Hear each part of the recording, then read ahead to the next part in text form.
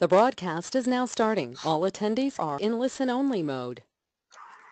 Good evening and welcome to our webinar on personal challenges and strategies for coping. My name is Ali Gemma, CDC Program Director, and I will be your moderator for the webinar.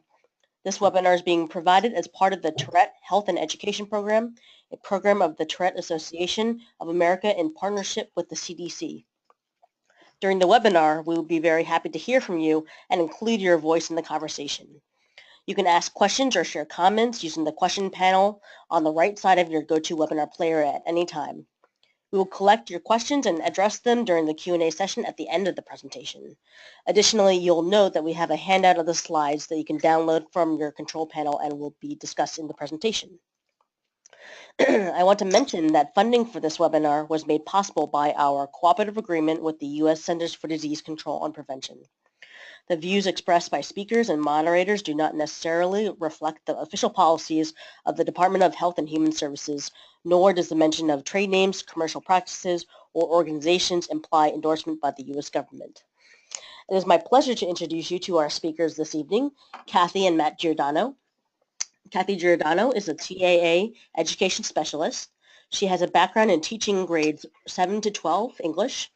From 1995 to 2015, she held various positions at the at the Advocacy Center in upstate New York, including coordinator for the Tourette Education, Advocacy, and Support Program. For over 25 years, she has presented information regarding Tourette syndrome, functional behavioral assessments, and positive proactive behavioral management plans. Ms. Giordano and her husband, Tony, have 3 adult children, 2 of whom have Tourette, including Matt. Matt was diagnosed with severe Tourette syndrome at the age of 5, along with ADD and OCD. Matt has many struggles growing up due to his diagnoses, but he was able to overcome the challenges and successfully achieve his dreams with the support of his family, friends, community, music, and his own determination. In 2003, Matt established Drum Echoes Incorporated. Through his company, he provides a unique variety of drum events for schools, corporations, conferences, camps, healthcare agencies, and many other groups of people locally, nationally, and internationally. So without further ado, Matt and Kathy, please go ahead with your presentation. All right, thank you.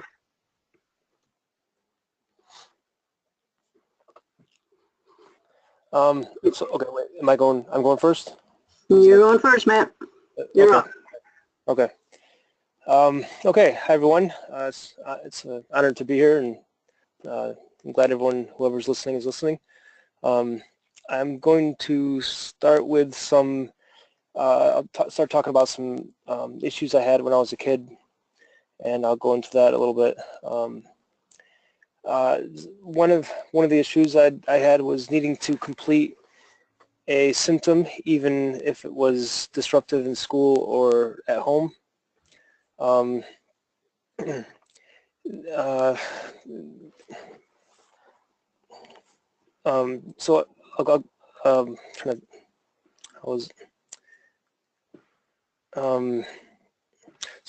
I guess the way it kind of felt and what that was like,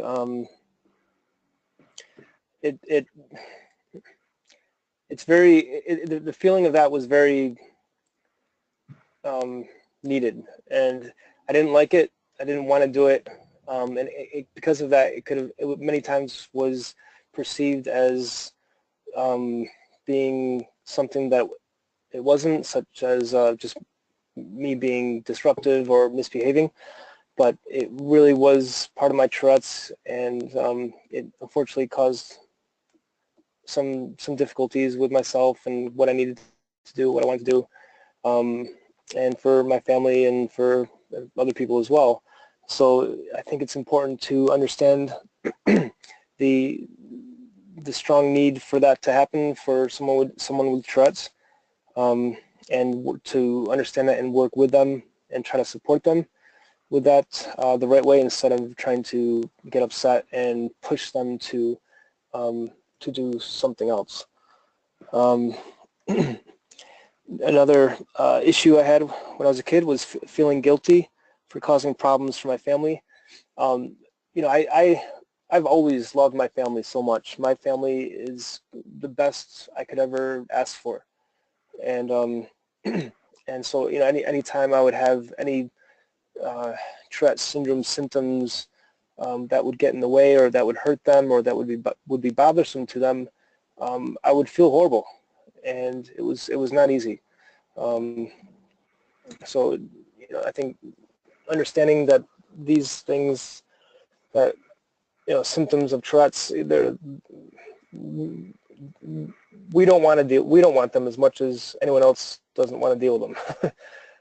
And actually, it's probably more so. It's more probably in many ways harder for us than other people, because we're living through it, we're going through it, and the last thing we want to do is cause any difficulty or any struggle with the people with the people we love.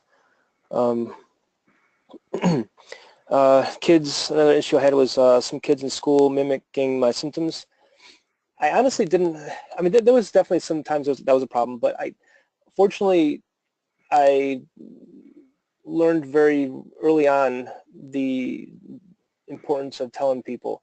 When I was I was diagnosed when I was 5 years old, and started having my first symptoms when I was 2. But when I was in first grade, I was 6 years old. I had quite a moment. It was, I was ticking, and kids were making fun of me, and one kid who was a friend of mine at the time asked me, why I keep making these sounds and making these weird movements, and I told him I have this thing called Tourette syndrome and I can't help it, and he understood. And so later that day, I was getting made fun of by another kid, and he said to him, don't make fun of him. He has Tourette syndrome. He can't help it. And he stopped making fun of me. So I thought that was pretty cool. So I decided to ask my teacher if I can tell my whole classroom I had Tourette's, and she said yes. And so I sat on her lap in the rocking chair, and all the rest of my peers were sitting on the rug where she usually reads us would read us a book, a story. And I told everyone I had Tourette's, and told them what it was, and they asked questions and I answered questions, and it made everything easier for the rest of the school year. They understood, they accepted me, and so I then decided to tell my whole classroom at the beginning of every school year after that I had Tourette's, and it just made the entire school year much easier. So what that did is it really got basically over after a few years of doing that, my entire grade knew what I had. Most of the kids in the grades above me and below me knew what I had, and because everyone knew, everyone knew that everyone knew. So if someone was making fun of me, everyone else knew that that person knew, so they would kind of, gang up on them a little bit and pick on them and say, yo, you got to cut that out, man. You know why he's doing that. Knock it off. And so it really helped. So I wouldn't say I got made fun of a lot. Obviously, there were times, and then there were other times when I wasn't in school and was out and about, and people do it, and it hurt. It always does. Even as an adult, it still hurts. But I think it really helps to just be honest and open about it and tell people right away, and people are very understanding, and that helps. So. The next issue I had a lot was some of my tics were painful. I had a number of tics. I used to have this tic where I had to tap my knees after every 2 or 3 steps of walking, and so I used to have these big bruises in the middle or in between my knees. I used to have this really bad tic where if I ever bit my tongue or my cheek or my lip, I'd have to keep on chewing on it, and that was very difficult. So there are definitely some tics that are painful. I will say it becomes internally painful when I feel the need to hold in my tics. It's like this pain in my stomach and chest, and it just builds up because I have to release it. And if I don't release it, it just there's like this stress internal pain. So it's really important to understand that people with Tourette's really need to be able to tick. They need, to be able to have some safe place where they come home or somewhere or in school, where they can freely, safely, and comfortably release any tick that they feel they have to release, because we are pressured by society so much to hold it in, to be proper, to to be a certain way that society doesn't quite get yet, and it's hard. So I think it's important for people with Tourette's to have some place where we can go to be able to tick freely and to release it. Another issue I had when I was a kid was being away from my family. I unfortunately, I think maybe one of the most challenging parts of my life having Tourette's, was when I was a kid. I had a lot of rage, and it would be explosive, and and it would unfortunately it would anything would set it off. It was unexpected, and it was very difficult for everyone in my family, and it was like a tick. I couldn't help it. When it was over, when the chemistry was settled back into my normal self, I would feel terrible. It was really, really bad. But it got better over the years, and I had to stay at this place called Rochester Psychiatric Center when I was 8 years old for a year, and then another place called Crestwood Children's Center for another year, and then I lived at a foster home for 2 years after that. And then finally my rage went down and pretty much went away for the most part, and I was able to safely live back at home with my family, and everyone else was safe, and I was able to continue on with my life. But that was definitely a very hard struggle when I was a kid growing up. Another issue, I guess, would be people not letting me finish talking or explaining something. So, so you gotta understand, like, ticks interfere with our breathing, and ticks can also interfere with our speech. So, if we're trying to, communicate something or tell someone something, and we're being interrupted, it affects our breathing, it affects what we're trying to do, so it gets frustrating, and then the ticks get worse, and that makes it more frustrating. And that what that does is it can build up the anxiety, because we're not breathing the way we should. It becomes a very irregular, fast-paced breathing, and it gets stressful because you want to get it across, and it's stressful because the ticks are acting up, and it's just a snowball effect.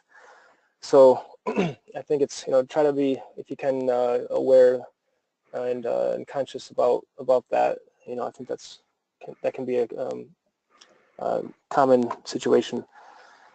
Let's see. I remember people used to tell me I need to be more patient. I think that's kind of funny, because actually I think I'm a lot more patient, even when I was a kid, a lot more patient than most people. But you got to understand, my mom talks about this a lot in some of her presentations, about what we have to deal with as comparing it to a vase filling up with water. So throughout the day, we deal with so many stressful situations that makes it difficult, that no one else really has to deal with, and sometimes doesn't even understand. So there's all these things that builds up and adds up to the level of stress throughout the day, and then there's that tipping point that can make it difficult. And so it can seem like that moment when that tipping point happens, someone can be like, wow, what the heck, you're losing it just because of this one little thing.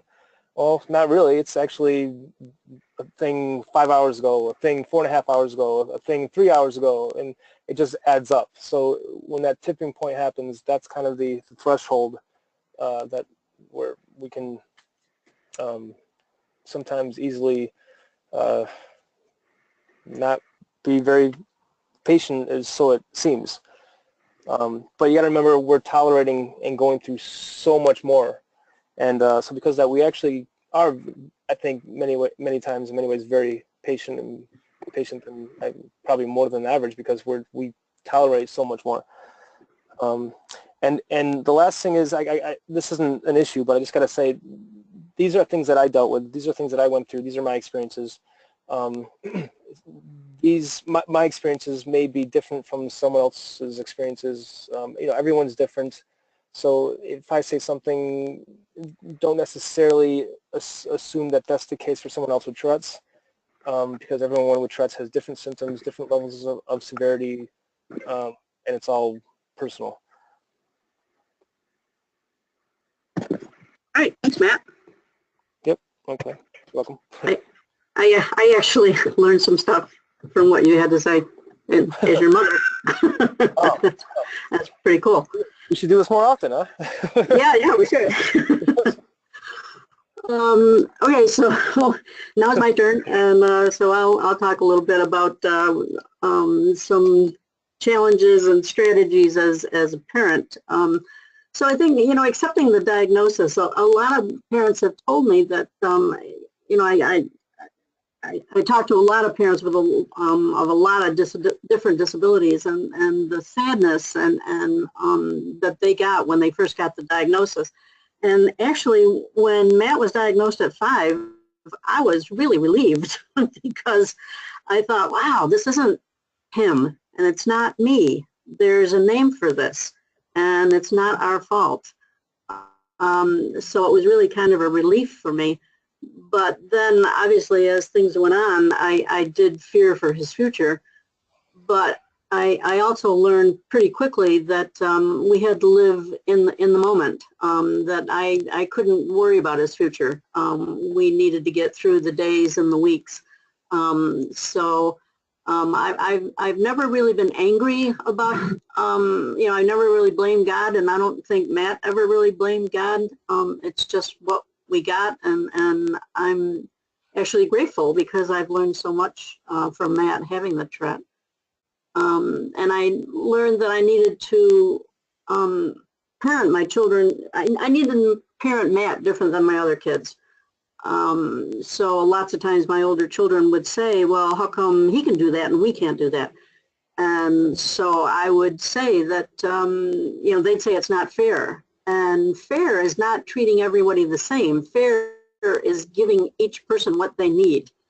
So I would give Matthew something that he needed, but then I would give Erica and Jeff something different that they needed. And if you've been to any of my presentations or seen any of my writings, you'll know that Ross Greene changed my life with it's our explanation of the behavior that leads directly to how we respond to it. This really, really hit me right between the eyes when I first heard it.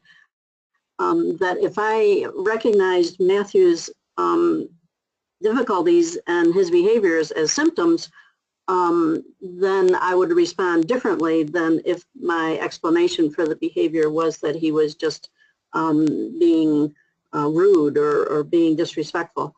So that's something that I have lived by every single day, and really paying attention to what my explanation for the behavior is. So parental guilt is something that I think all of us parents identify with. So of course, first of all, I wondered if I had caused this. Fortunately, I've never been a smoker or a drinker, so I didn't have to beat myself up for that. But, there were other things that I thought, well, maybe because I did this or maybe because I didn't do that. But in the end, it really doesn't make any difference. I still, see myself and my husband. We didn't cause Matthew to have this, and we are doing that, and we've always done exactly the best we could do at the moment. It wasn't always perfect. It wasn't always right. It wasn't always good, but it was what we could do in the moment. And so we would question, are we disciplining him enough? Because a lot of people would say, well, what he needs is a good spanking. So there's this, balancing act. You don't want to discipline a kid for symptoms, but you also want to, as a parent, teach your child how to become an adult that is a hard worker and is going to be a successful adult. I actually think we did a pretty good job, right, Matt? Yeah, I think so. Thanks.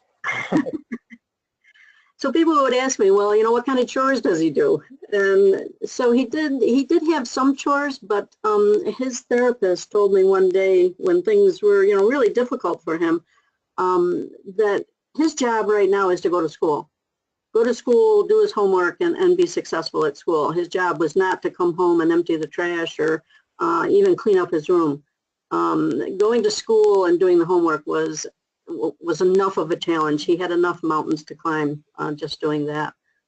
And then, I thought myself, am I doing the right thing bringing him out in the public? Because I knew that people would stare at him and, look at him and look at me and think that we were bad people. But I have the advantage of being brought up during the 60s and the 70s. And so back in the 60s and the 70s, we really didn't care what people thought about us. We were the rebellious people, and so I didn't care. If people looked at me, if they looked at Matt, I didn't care because I knew that Matt is a wonderful human being, and I knew that I was a good parent, and so they could think whatever they wanted to think. Yeah. Can I jump in? Yeah. Okay. I think it helps a lot for someone, for myself. It helped a lot when I was growing up, and to basically sorry, I'm losing my train of thought here.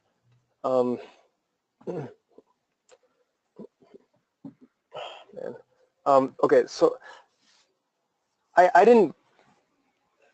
Okay, so because my mom told me a lot to not be ashamed of my Tourette's, and my mom was and my dad were both very supportive and encouraged me to be myself and that I'm a good kid, and they encouraged me to know that it's that I deserve to have a high self-esteem.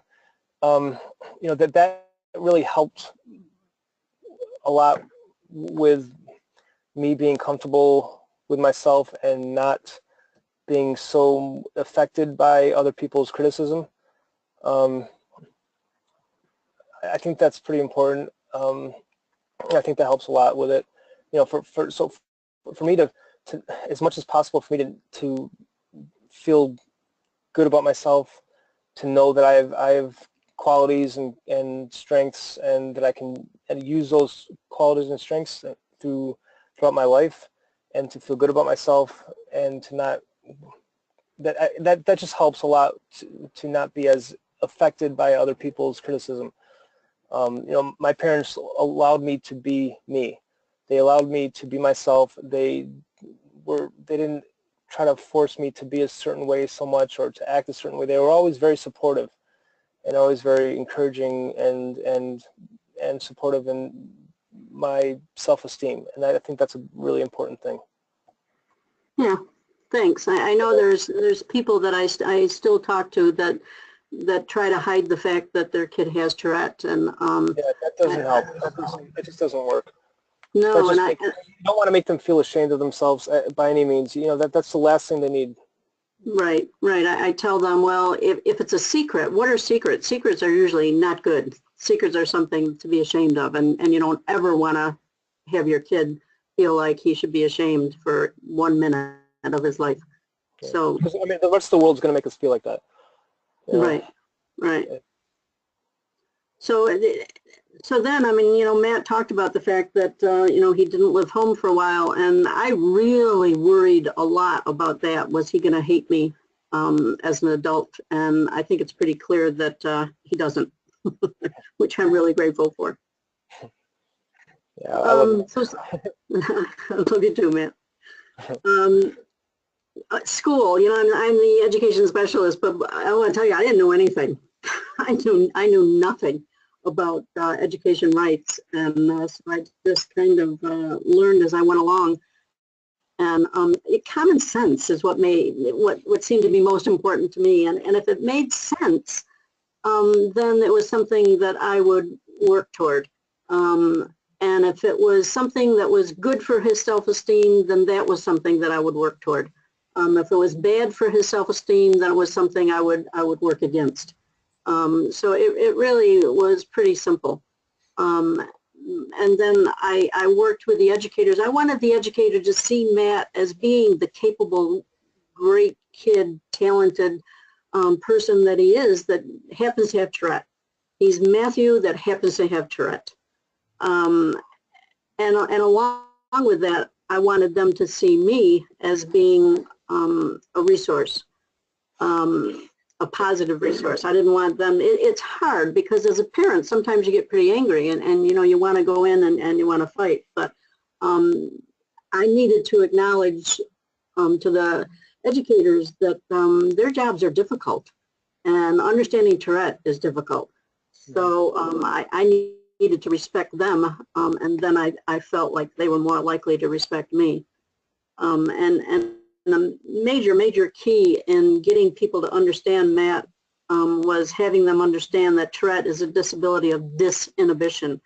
As he said, he doesn't want to do these things. It's just that he's not able to inhibit doing them at certain times. Yeah, I think another important thing that will help with everything is to understand that Tourette's is a very, like my mom said, Tourette's is a very complicated thing, and we're all learning more and more about it. So if you think you know everything about it, you know, you probably don't. And if you think you know everything about it, you most likely know a very, very little bit about it. Because if you knew a lot about it, you would know that you don't know everything. So I think it's important to just, you know, it really helps to keep in mind that there's so much that we're all still learning, and when you think you know why something's happened a certain way, maybe you do, but it's very complex, very complicated, and there's a lot going on, much more deeper than the surface. So if you know if someone is Tourette's is doing a certain thing, it may seem like, oh, well, it's him or her responding to this that just happened. Well, maybe, but maybe not. Maybe there's something else to it. So just try to keep that in mind. Yeah, I try to encourage people not to make assumptions because it's easy to assume that a kid is doing something to get attention or that he's doing it because he wants to be disruptive. So assumptions are too often incorrect. Yeah, and I even get a lot of assumptions. People say assumptions, give me assumptions that I'm doing a tick happens because of something else. Not even that I'm trying to be disruptive or intentional or anything like that. They'll assume, well, you're ticking because of this. Well, I'm like, first of all, do you have a PhD in this area of medicine? And second of all, no. I mean, it's like I know a little bit more about it than you do, and I know a little bit more why I'm doing what I'm doing. There's a lot more going on there. It's very complicated, and so yeah, don't ever assume. Yeah, yeah. So some of the challenges as a parent, everybody thought I was a bad parent. Even my really good friends, family members, even strangers. But again, my old hippie attitude of not caring what other people thought, I think came in handy. It was hard though. It was hard losing friends and knowing family think that you're a bad parent. That can be really, really difficult. And knowing that everybody gave me advice. You know, and I'd listen to it maybe, but you know, and if I thought it made sense, you know, I'd think about it. But if I thought it didn't make sense, I wouldn't think about it. But I think some people have a hard time with everybody giving you advice, and then juggling the medication. Everybody's got something to say about that. But I think one of the hardest things for us parents is, you know, when to discipline, when to ignore, and when to strategize with him. And I wish I had done more strategizing when he was a kid. I really didn't know much about that when he was growing up, and I wish I had done more strategizing to think of ideas and things that we could do differently. It was also hard for me to remain calm when Matthew was escalating. Even though I knew, absolutely positively knew, that by me staying calm, it was more likely that he was going to remain calm. And that if I got yelling and all crazy, then it would just make him get more out of balance and things would be worse. But that was hard for us at times. You know, I knew it was my job to help him learn to manage his symptoms, but it was really clear to me that I didn't want to destroy his energy and his humor, and he's very engaging and a gentle personality. I wanted to help him with his symptoms, but I also wanted to help him stay who he was, and not to think that he had to quiet down certain parts of him. He needed to see himself. Sorry. Yeah, go ahead. There's a difference between managing symptoms and controlling symptoms. We cannot control our symptoms. Sometimes we might be able to for a short period of time, but we should not be encouraged to control our symptoms. That just makes things worse. Managing our symptoms is a different story. Like, okay, so for example, if I have a tic that's really not good, you know, I mean, there are certain tics that are, you know, might be inappropriate, but you know what, oh well, you just got to deal with it, right? But some tics, some symptoms might be a little too much and may need to be worked on at managing those symptoms. So there's a difference between trying to control it, between managing it, and the difference is, in my how I kind of think about it, is controlling it is trying to, you know, hold it in and not do it. Managing it is finding a way to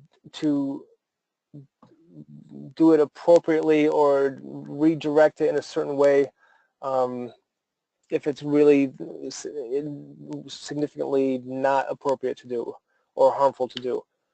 So don't try to, so it's really important to not encourage people to control their symptoms or to not do their tics. Managing their tics, managing their symptoms is a whole different thing. Yeah, I remember, and I don't know if you remember this, Matt. We were at the mall one day, and he comes up to me and whispers, "Mom, I've got to say the F word." And I said, "Well, it's okay. You know, you can say it under your breath." "No, I've got to say it really, really loud." So I said, "Well, then, you know, just go in the men's room and say it." And he says, "Well, no, I can't say it in there because everybody will hear it." So what he came up with, he asked me for a piece of paper, and he wrote the word, but he wrote each letter very hard and like he was screaming the F and the rest of the letters. So that was his way of managing that in the moment. So I think that's kind of an example of managing it, but not controlling it. Yeah, I don't remember that. That's kind of cool. But also usually managing it that way, there's still the urge to do it even after that, because what the urge to tic, you know, is to do it the way we need to do it.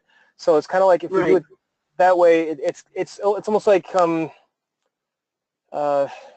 it released enough of the urge to tolerate for the time being, until we're until we got in the car. Yeah, basically, yeah. Yeah. So one of the things I really talk a lot about, and I'm really happy that my husband and I were able to do this, was to focus on Matt's strengths. People would tell me, everybody told me, professionals, everyone told me that if Matthew was inappropriate, what we needed to do was take the drums away. Well, if any of you know anything about my son, Matt, he is a drummer. He's been drumming since the age of 2. He took lessons from the lead percussionist of the Rochester Philharmonic. He is a drummer extraordinaire, and I wasn't going to take it away. Even when the doctors and the therapists told me to do it, I became oppositional and just ignored them because I just thought it was dumb. Matthew, he was the drummer. He needed another identity other than being the kid with Tourette. So at school, he was the drummer. And so I think that helped with his self-esteem and having a positive image. It has helped me playing the drums. I mean, not just the whole image thing, but it also just, you know, playing my drums Right. is my outlet, my passion. I love doing it. It was a way for me to escape from the Tourette's. Right, right. It is sort of a release valve or something for you. It definitely helps you. And it made for a career. Yep. So acceptance and the positive thought. I needed to always remember who Matt really was. Yes, you know, there were hard times, there were difficult times, but I knew my son and I knew who he really, really was. I also thought it was important to always accept his apologies.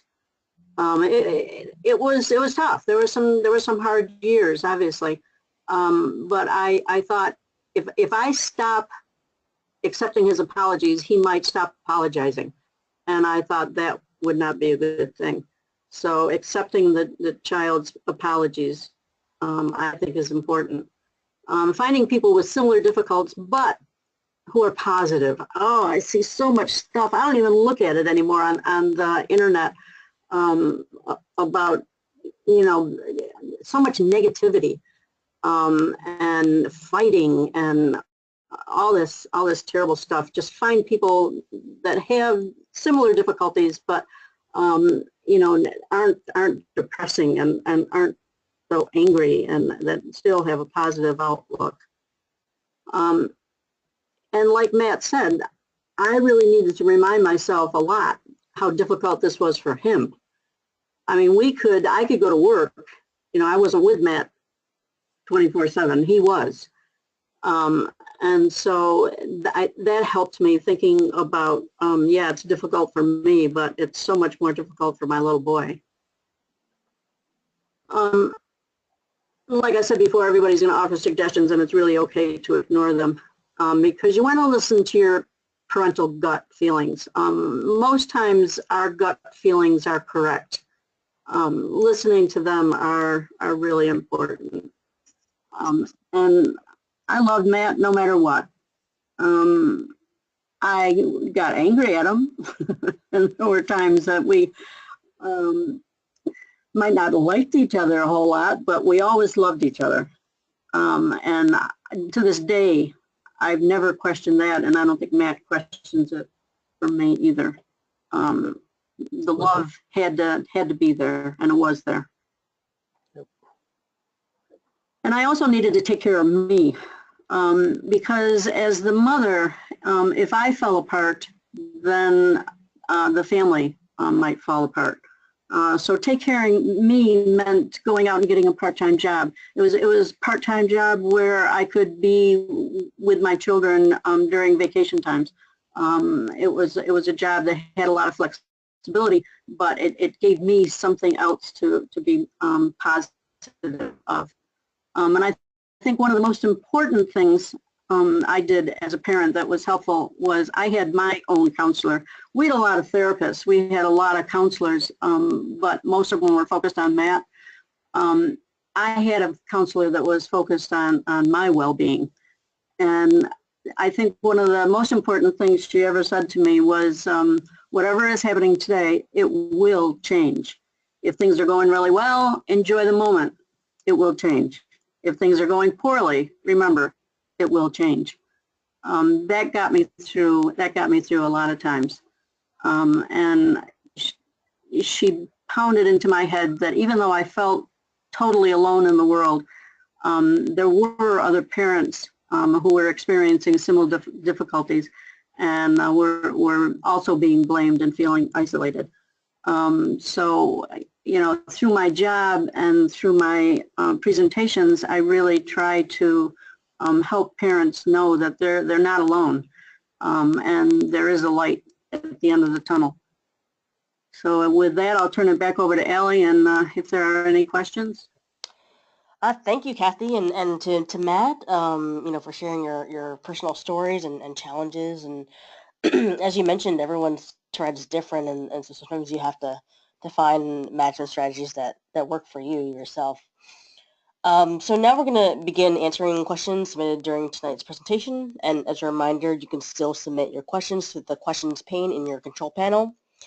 At the Tourette Association, we also have full-time information or referral staff who can answer your questions, as well as by emailing support@tourette.org or by calling 1-888 the number 4 TOURET.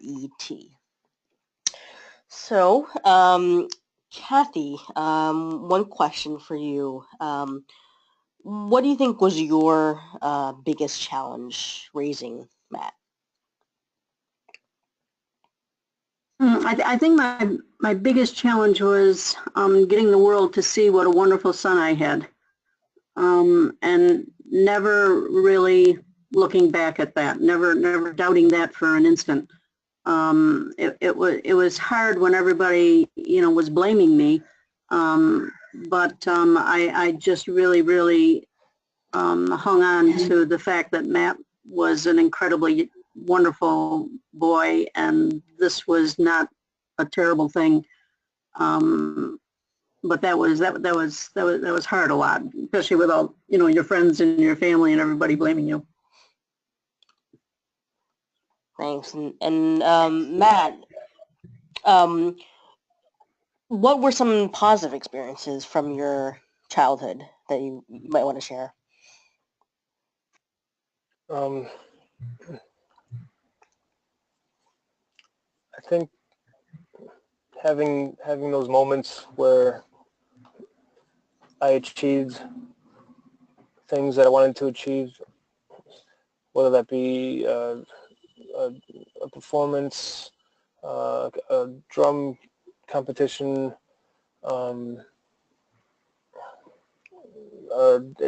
passing the grades, anything really that I was able to do that was known as being exceptional even to anyone else. Also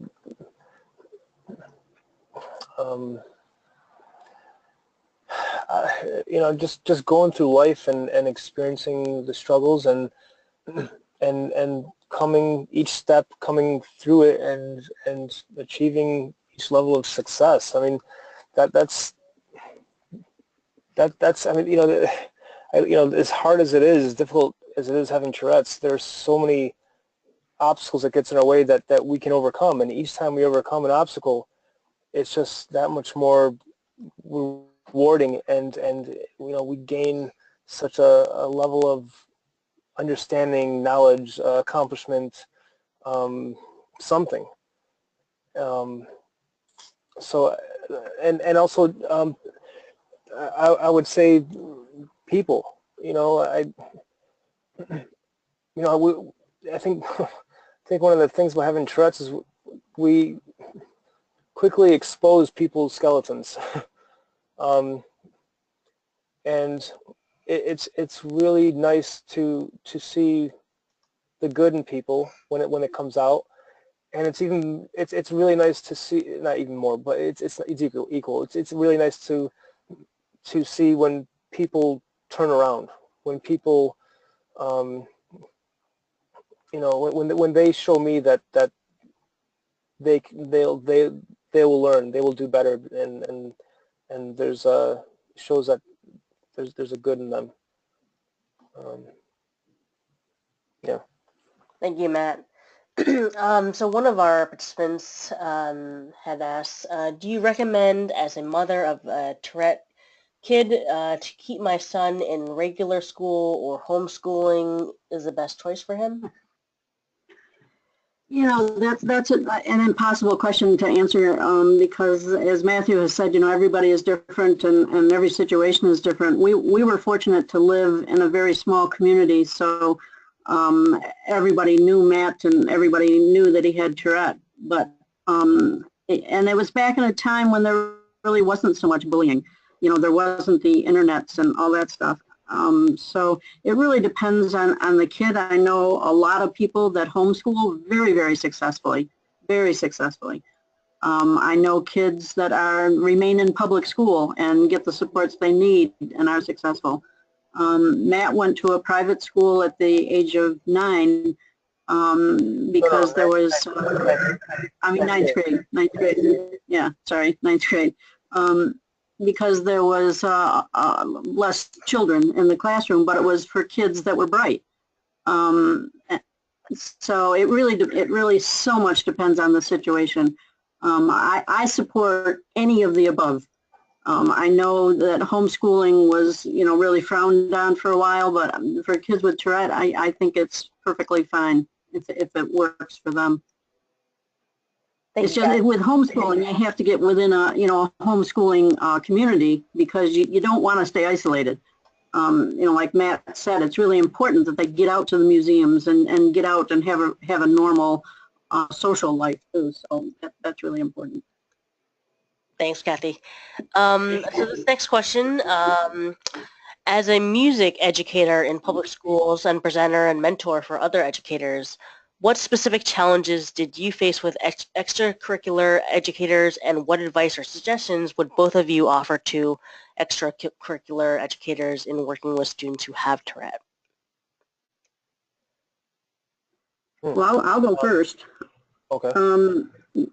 One of the people that I'm most grateful to was it the 6th grade music teacher when you were in that musical? Yeah, Mrs. Stewart. Yeah. She put on this play and all the 6th graders were to participate. And at this time, Matthew's vocalizations, to say they were inappropriate is putting it mildly. So the courage that this woman had to not only let Matt participate in the show, but he had one of the lead parts. He had a speaking part. I could have kissed her feet. I just am so grateful to her. So just know that most times, particularly for kids with Tourette, once they get on the stage, I don't know what it is, but symptoms lots of times become quiet. So don't be afraid. Don't be afraid of the child being involved. Yeah, I definitely agree with that, and just know that there are so many successful and professional performers who have Tourette's that you wouldn't know, because when I drum, my tics go away. And so a lot of people with Tourette's, it's very easy for us to be quite successful in these areas because of that. So just give us a chance, and I think that from what I've found, that this wasn't really the case with me, but going around in different schools and learning different, hearing people's stories,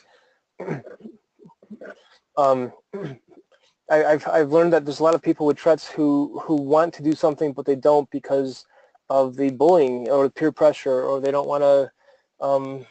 It's just for whatever reason they just, I don't know, decide not to do it, and that just kills me, because these things will, my music helped me so much in my life to get through so many things. And so if you're an educator, a teacher, or whatever, please try to encourage that. Try to encourage them to do it. Try to encourage them to do what they love to do, and to let them know that it's okay. Let them know that they can do this, and then don't worry about their symptoms and Tourette's. And if there's a problem with their peers with it, you can talk to them. We'll say to that kid, we'll make it work. We'll figure it out, and allow that kid to do it. You'd be quite surprised what he or she can accomplish. Yeah, and a lot of kids with Tourette are really talented, very creative in a lot of different ways. And Matt, was it fifth grade or sixth grade when you did the talent show for the first time? 6. Okay, so it was sixth grade, and Matt's out there, and so he went in the talent show, and just with his drum, he wasn't in a band or anything. He just did his drums, and the front row was filled with sixth grade girls. And when Matt was drumming, all the girls were screaming like, he was like the Beatles. And I mean, what could be better for a kid's self-esteem than something like that? It was amazing. Yeah. It was very cute. And he came in first place. And I came in first place the year after that, and the year after that. And So I think this is a good segue into the next question. Matt did a presentation at my son's school. He played the drums and talked about difference. My son, who is 9, did not want to embrace his Tourette's. He went in front of 200 classmates and talked about his Tourette's with Matt. Can Matt and Kathy talk about the importance of individual acceptance with Tourette and Matt's message of acceptance of difference in general?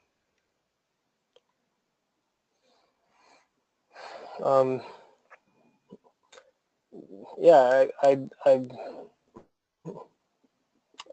mean, I think it's important for us to accept what we have and to not be ashamed of it.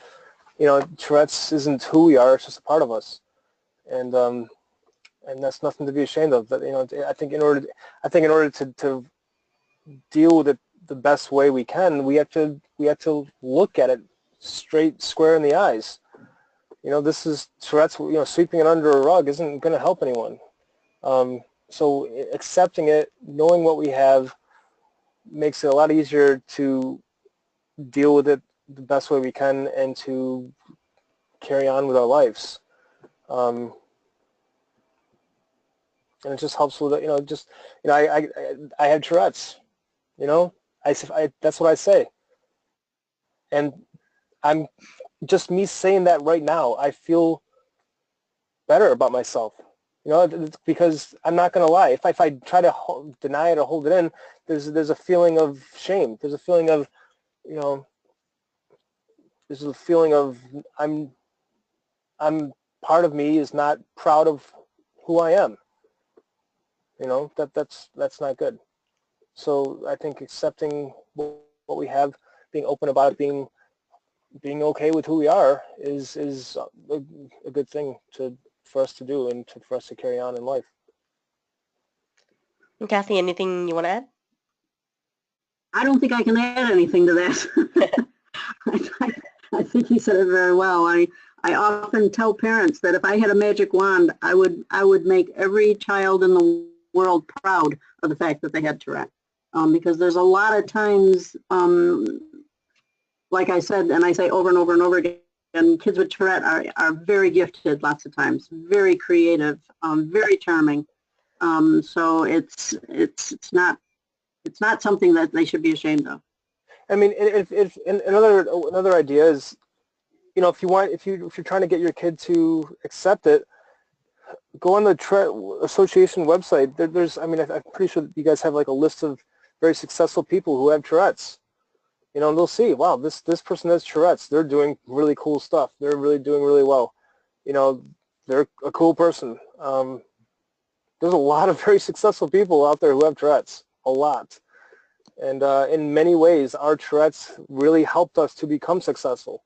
I strongly believe that. I very strongly believe that. I believe I'm a better drummer in many ways because of my Tourette's. So, these symptoms we have, ADHD, a lot of people, because they have ADHD, need to do something active. It's hard to sit still. So they can do sports. They can play the drums, or OCD. We got to do everything perfectly. That can sometimes be a useful tool to learning how to do something very well. You always try to harness the strengths, even when it's classified as a disability. You choose if it's a disability in many ways. Work with your strengths. Thanks, Matt. That's really good advice. And Kathy, anything else? No, again, he says it very well. And so we've gone through most of the questions. Kathy, anything? What was the best thing you did for yourself and your family?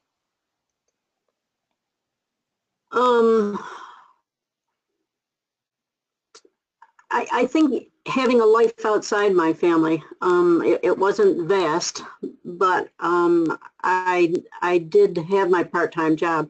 I started gardening. I never gardened before, but I remember having a garden, and I thought I was the king of my kingdom with my garden. And if I didn't, it was like the only place I had any control.